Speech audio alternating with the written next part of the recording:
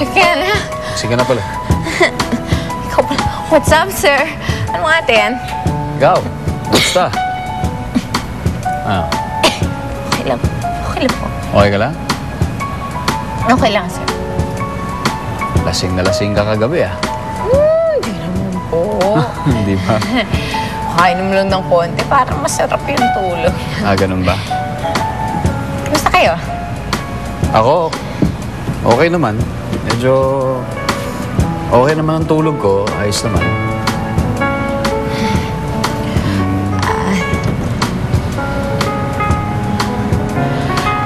About last night. Yung nga ho, sir. Kagabi, yung nasabi ko. Oh. Yun ang pansinin yun. Ako, maliwala yun.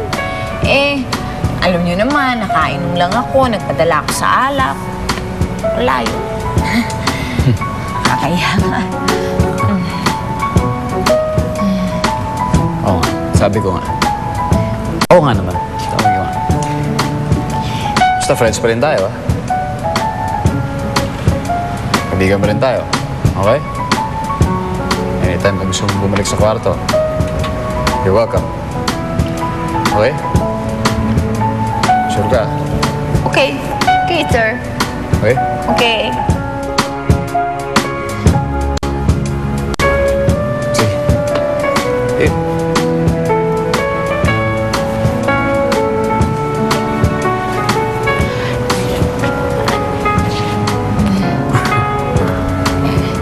Okay. Eh.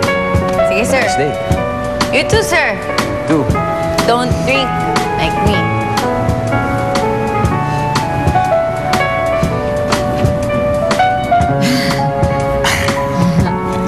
Ah, ba naman. Sige. Okay. Yan lang. Sleep well. Again. You too. Okay.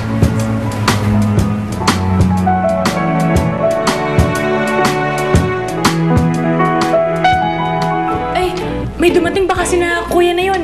Dali, buksan mo yung pinto na ako magagalit yun pag wala magbubukas kagad sa kanya. Hindi ko naman mapipigilan yung kasal na yun. Tingnan mo naman ako, ano bang laban ko kay Nikki? You can't really blame Kenneth for defending that to Ned.